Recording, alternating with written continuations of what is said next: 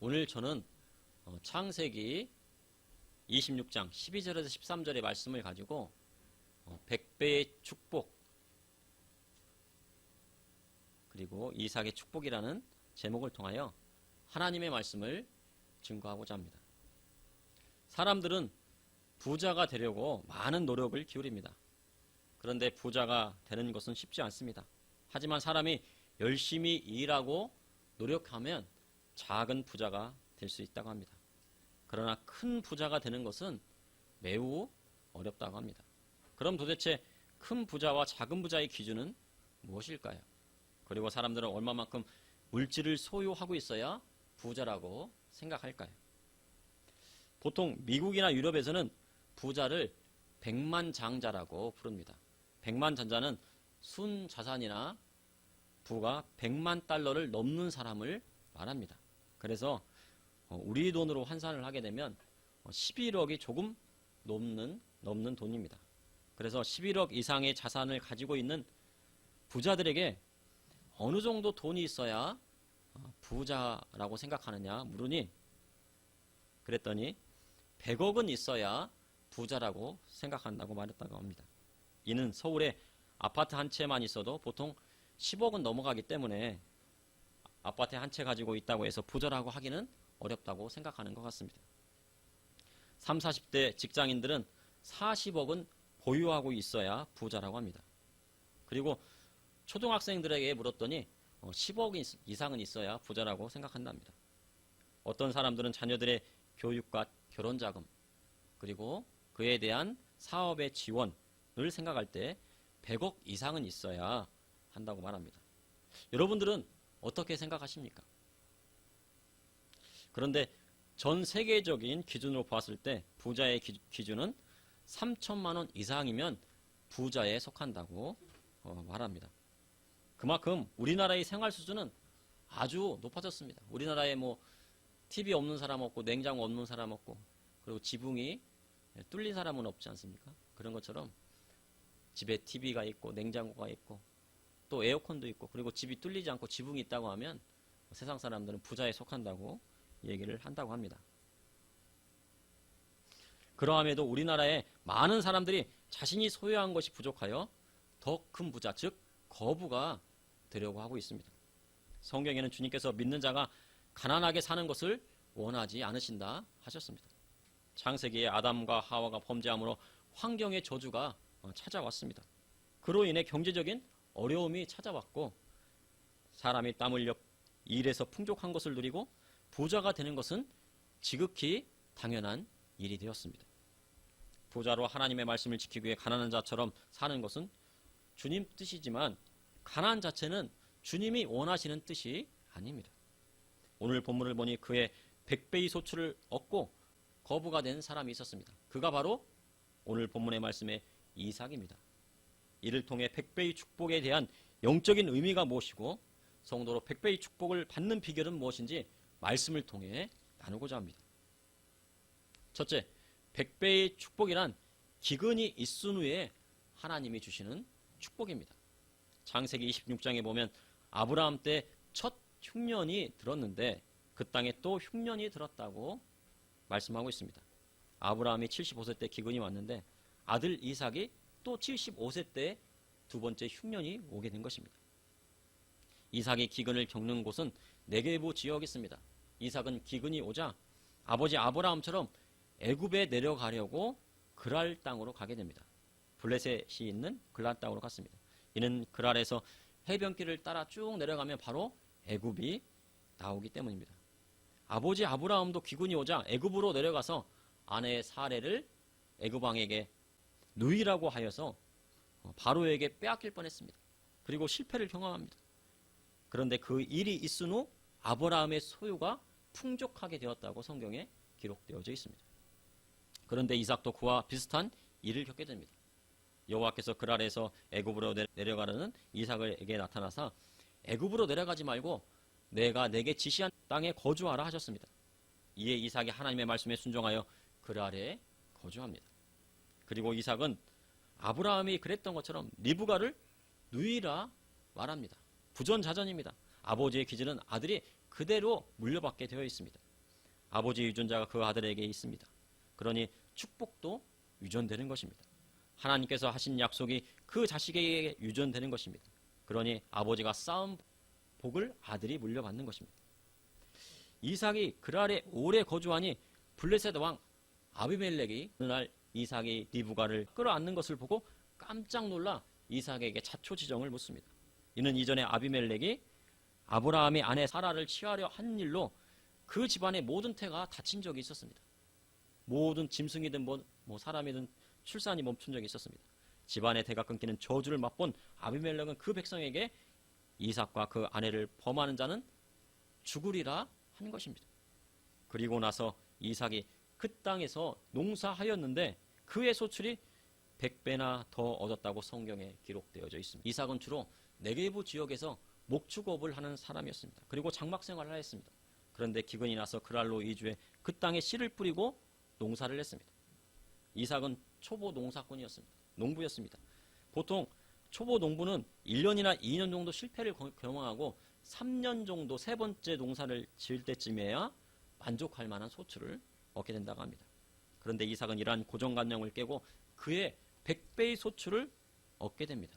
이는 사람이 설명할 수 없는 일입니다.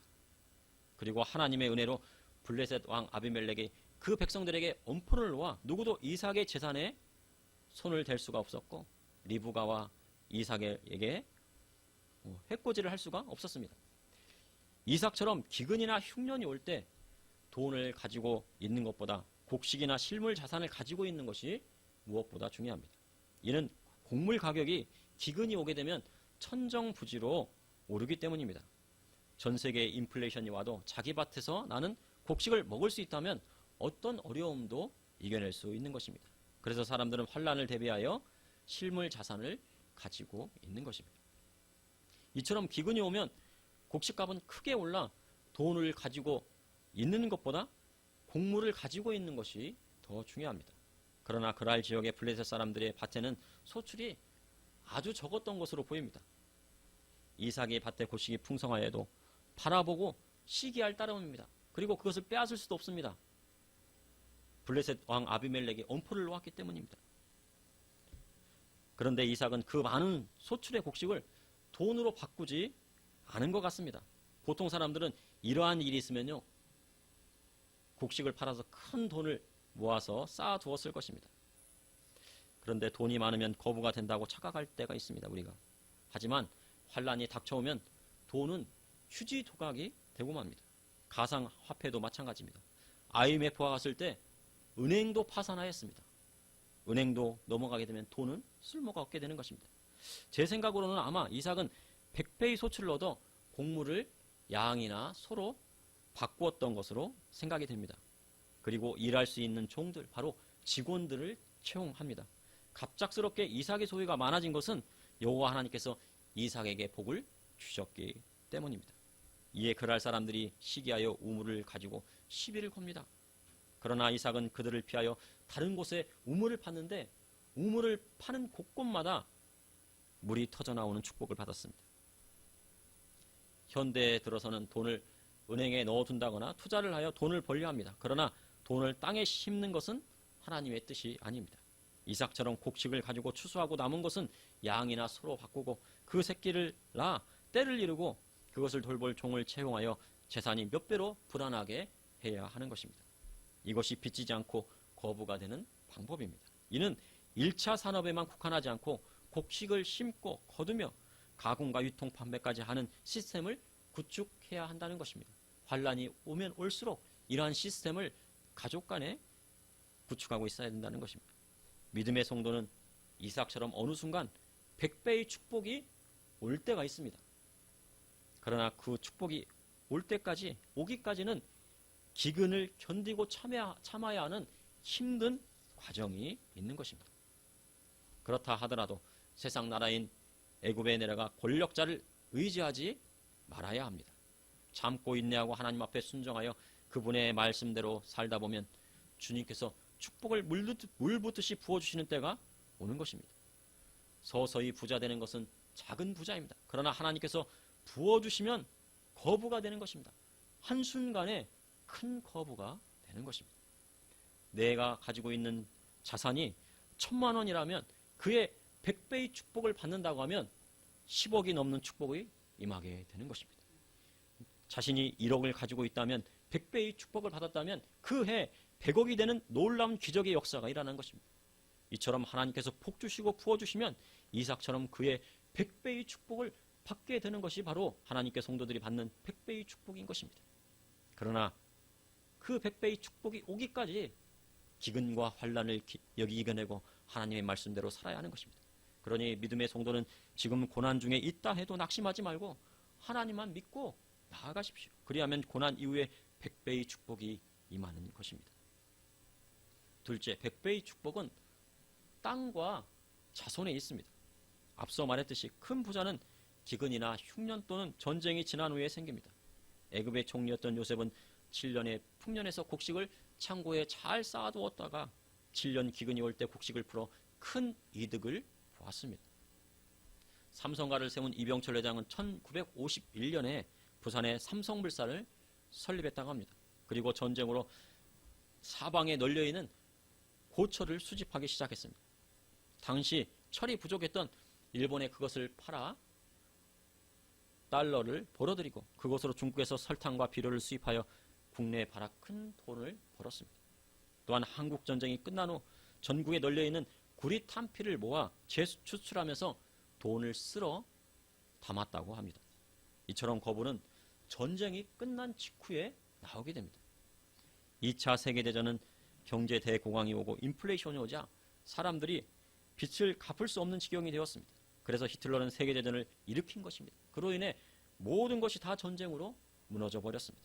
그런데 2차 세계대전이 끝나자 전 세계가 다시 경제 대부흥을 맞이하기 시작합니다. 1945년 히로시마와 나가사키에 원폭이 터져 일본의 모든 군수물자를 생산하는 공장이 다 무너져 버렸습니다. 일본은 이렇게 쫄딱 망했습니다.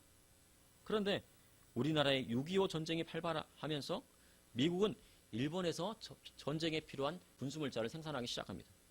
미국의 본토는 너무 멀어 어쩔 수 없이 2차 세계전 때 피 흘리며 싸운 적국인 일본을 사용한 것입니다. 일본과 손을 맞잡은 것입니다. 일본은 한국전쟁에서 많은 돈을 벌어 그것을 기반으로 다시 세계 경제 대국이 되었습니다. 우리나라도 70년대, 80년대 경제 성장을 이룰 수 있었던 것은 베트남 전쟁에 군대를 파병하였기 때문입니다. 우리나라는 60년대 북한보다 훨씬 못 살았다고 합니다. 그런데 광부와 간호사를 독일에 보내어 마르크와 달러를 벌었습니다.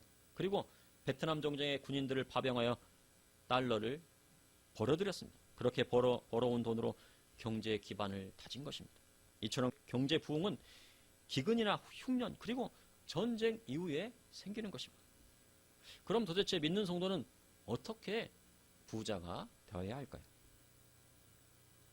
그리고 하나님의 축복은 구체적으로 무엇일까요? 창세기 26장 3절에 4절에 보면 이 땅에 거류하면 내가 너와 함께 있어 내게 복을 주고 내가 이 모든 땅을 너와 내 자손에게 주리라. 내가 내 아버지 아브라함의 맹세한 것을 이루려 내 자손을 하늘의 별과 같이 번성하게 하며 이 모든 땅을 내 자손에게 주리니 내 자손으로 말미암아 천하 만민이 복을 받으리라. 하나님께서 함께 하시면 복을 주십니다. 그리고 땅을 주십니다. 그리고 자손을 주십니다. 창세기 26장 3절에 4절을 보면은 이 말씀의 핵심은 복 그리고 땅과 자손을 주시는 것입니다. 하나님께 주시는 참된 복은 땅과 자손에 있습니다. 돈을 벌면 무엇을 해야 할까요? 땅을 사야 합니다. 그런데 땅을 왜 사야 할까요? 땅은 자손을 키우기 위해 필요하기 때문에 사는 것입니다. 그러면 자손이 없으면 땅을 살 필요가 없습니다. 하나님께서 땅을 주시는 것은 그곳에서 생육하고 번성하라고 주시는 것입니다. 만약 물려줄 사람이 없으면 땅을 사는 것은 투기에 불과합니다. 그것은 달란트를 땅에 심는 미련한 청지기와도 같은 것입니다. 미국에 정착한 청교도들은 1에이커의 땅을 강조했습니다. 1에이커의 땅은 1200평 정도의 땅입니다. 한 가족을 기준으로 할 때 200평은 집을 짓고 1000평은 곡식을 심으면 국가나 어떤 권력자를 의지하지 않고도 모든 것이 자급자족을 할 수 있는 시스템을 갖출 수가 있다고 합니다. 그리고 누구에게도 간섭받지 않고 신앙의 자유를 누릴 수가 있습니다. 온 가족이 하나 되어 하나님을 찬양하고 기도하고 주님 앞에 예배드릴 수 있는 환경이 되는 것입니다. 코로나 이후의 시대는 신앙의 자유를 침해받는 시대가 오게 됩니다. 우리가 그것을 겪고 있습니다. 예배 드리는 것도 눈치를 볼 때가 있고 예배 드리는 것을 때 제한을 받을 때가 있는 것을 보게 되었습니다. 그러니 믿는 자는 미리 환난을 준비하고 있어야 합니다. 그리고 어느 목사님은 그런 말씀을 하십니다. 땅을 사면 거기에다가 건물을 3층을 지어서 맨 밑에 1층에는 카페를 만들고 2층에는 가정집을 살림을 하고 가정집을 만들어 살림하고 3층에는 아무도 모르게 다락방에 예배당을 치으라고 말씀을 하십니다. 그렇게 되면은 환난날에 어느 누구의 간섭을 받지 않고도 예배드릴 수 있는 시스템이 완성되게 되는 것입니다. 세상에는 자기 나라에서 땅을 살 수 없어 우리나라에와 땅을 쇼핑하는 사람들이 있다고 합니다. 그 사람들이 바로 중국 사람입니다. 공산당은 사유재산을 허락하지 않기 때문에 중국 사람들은 아무것도 없는 사람처럼 허름하게 입고 다닌다고 합니다. 자기가 세련되게 입고 돈 있는 사람처럼 하고 다녔다가는 공산당에 의해서 모든 재산을 빼앗기게 되기 때문입니다. 그리고 제주도에 많은 땅을 사고 있다고 말하고 있습니다. 왜 그들은 그렇게 땅을 사고 싶어 할까요? 그것은 땅을 자손에게 물려주고 싶은 인간의 본성에서 나오는 욕구입니다. 30년, 40년, 50년 후에 그것을 자손에게 물려주고 싶은 욕구가 있는 것입니다. 그러나 중국 사람들은 중국에서 자기 땅을 가질 수 없는 것이 바로 현실입니다. 좁은 아파트에서는 자식을 2명 이상 키우기는 어렵습니다. 그리고 환난이나 전쟁이 오면 전기와 수도는 끊기고 아무 쓸모없는 곳이 되고 맙니다. 그래서 믿는 사람은 땅을 찾아야 합니다. 이삭에게 주시겠다고 하신 땅은 어디입니까? 하나님이 약속하신 땅은 아브라함에게 주시겠다고 약속하신 가나안 땅입니다. 야곱이 70명의 자손을 데리고 애굽으로 내려가 400년 동안 400만 명을 이루어 다시 온 곳이 바로 가나안 땅입니다. 이것이 하나님이 원하시는 축복이요. 창세기에 말씀하신 생육하고 번성하여 땅에 충만하라는 하나님의 명령을 지키는 것입니다. 그러므로 100배의 축복은 땅과 자손에 있는 것입니다.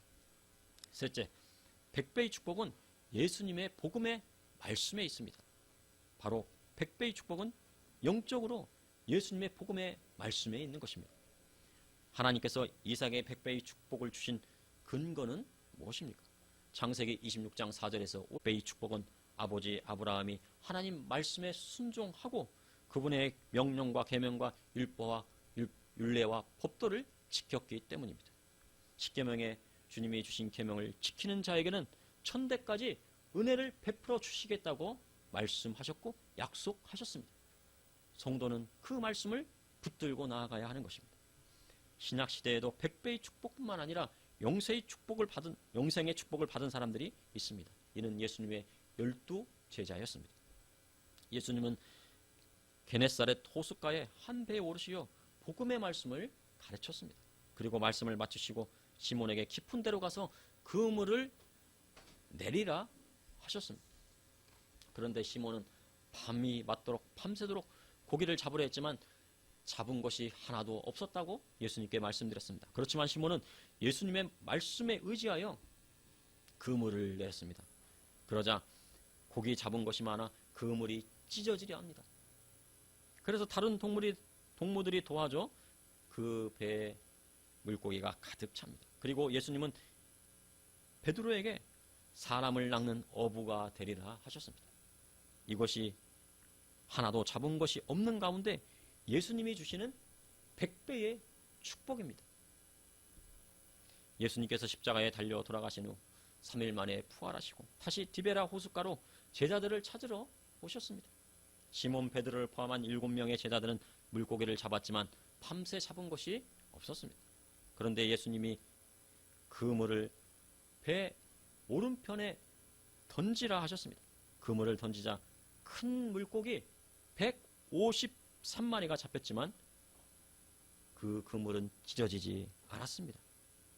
첫 번째 그물을 던졌을 때에는 찢어지려 했지만 부활하신 예수님을 만났을 때에는 그 그물이 찢어지지 않았다고 기록되어 있습니다. 이것이 주님이 주시는 100배의 축복입니다. 우리 주님이 주시는 축복은 절대로 그 주머니가 찢어지지 않는 축복인 것입니다. 참고로 누구도 뚫을 수 없는 축복인 것입니다. 이렇게 100배의 축복을 경험한 제자들은 사도 요한을 제외하고 모든 제자들이 순교하기까지 주의 복음을 전했고 많은 사람들을 하나님 품으로 돌아오게 하였습니다. 마태복음 19장 28절에 예수께서 이르시되 내가 진실로 너에게 이르노니 세상이 새롭게 되어 인자가 자기 영광의 보좌에 앉을 때 나를 따르는 너희도 12보좌에 앉아 이스라엘 12지파를 심판하리라 하셨습니다. 그리고 29절에 또 내 이름을 위하여 집이나 형제나 자매나 부모나 자식이나 전토를 벌인 자마다 여러 배를 받고 또 영생을 상속하리라 하셨습니다.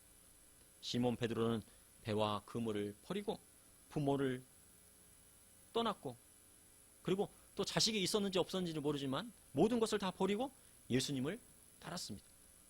그러나 사도 베드로의 모든 가족이 예수님의 품으로 돌아오는 기적을 맛보게 되었고 전국에서 12보좌에 앉는 권세와 영원한 생명을 얻게 된 것입니다. 그것이 바로 영적인 100배의 축복인 것입니다. 이것이 영적으로 믿는 성도들에게 주시는 주님이 주시는 100배의 축복입니다. 그러므로 100배의 축복은 예수님의 복음의 말씀에 있는 것입니다.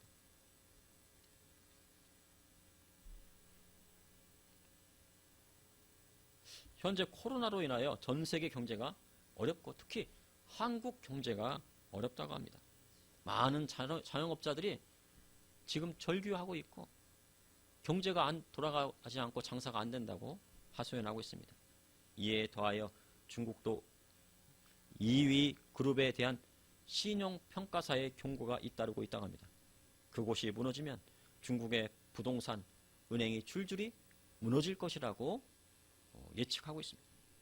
중국의 경제 위기는 우리의 경제에 큰 영향을 미칠 것입니다. 그래서 믿는 성도는 항상 최악의 경제 위기가 온다는 가정하에 그것을 미리 대비하고 있어야 합니다. 미국에서 테이퍼링을 한다고 하는데 지금 경기가 안 좋으니 그것을 늦추고 있습니다. 그러나 내년이나 내후년에는 어떤 것이 올지, 어떤 쓰나미가 올지 우리가 모르는 것입니다. 그러니 대비하고 있어야 합니다. 어떤 경우에도 주 안에서 신앙을 지키고 하나님 말씀 따라 가정을 지킬 수 있는 준비를 하고 있어야 합니다. 그리할 때 이삭처럼 경제적인 기근 후에 하나님이 주시는 100배의 축복을 받을 수 있는 것입니다. 또한 경제적인 축복뿐만 아니라 영생에 대한 축복을 얻기 위해 예수님만 온전히 붙들고 나아가야 하는 것입니다. 경제적인 축복은 이 땅에 있을 때만 누리는 것이지 저 하나님 나라 보좌에 가면 이 땅에 있는 모든 물질부 이런 거는 하나도 가져갈 수가 없습니다. 이 땅에 있는 것보다 바로 하늘에 있는 영생의 축복을 더 바라봐야 하는 것입니다. 그러므로 100배의 축복은 기근이나 흉년 그리고 전쟁 이후에 일어납니다. 100배의 축복은 하나님이 주시는 땅과 자손에 있습니다. 또한 100배의 축복은 예수 그리스도의 복음의 말씀을 따라 영원한 생명을 얻는 데 있는 것입니다. 기도하시겠습니다. 주님 오늘도 감사합니다. 주님의 사랑과 은혜로 오늘 이렇게 주님 앞에 나왔사오니 또한 이렇게 은혜를 베풀어 주시고 하나님 앞에 예배드릴 수 있는 축복을 허락하여 주심을 감사합니다. 아버지 하나님 어떤 경제적인 환난과 기근과 전쟁이 있다 할지라도 아버지 하나님 오직 주님만을 믿고 나아갈 수 있도록 인도하여 주시고 우리가 미리 대비하고 아버지 미리 준비하여서 아버지 그 기근과 환난을 이겨낼 수 있도록 인도하여 주시옵소서. 그리하여서 우리 모든 성도님들과 제가 아버지 하나님 주님의 말씀 따라 순종함으로 말미암아 100배의 축복을 받는 놀라운 기적들이 일어날 수 있도록 인도하여 주시옵소서. 또한 오늘 인터넷 예배를 통하여 함께하는 모든 성도님들에게도 함께하여 주시고 같은 은혜를 내려주시고 아버지여 다가올 환난과 기근과 아버지 흉년을 대비할 수 있는 아버지여 우리 성도님들과 제가 될 수 있도록 인도하여 주시옵소서. 또한 우리 자녀들을 아버지여 기억하여 주시고 아버지 또한 주의 자녀들 주님께서 지혜와 명철을 허락하여 주셔서 다음 세대에 사음 세대를 이끌어갈 수 있는 지도자들로 택하여 주시고 세워주시고 인도하여 주시옵소서. 예수님 여러분의 기옵나이다. 아멘.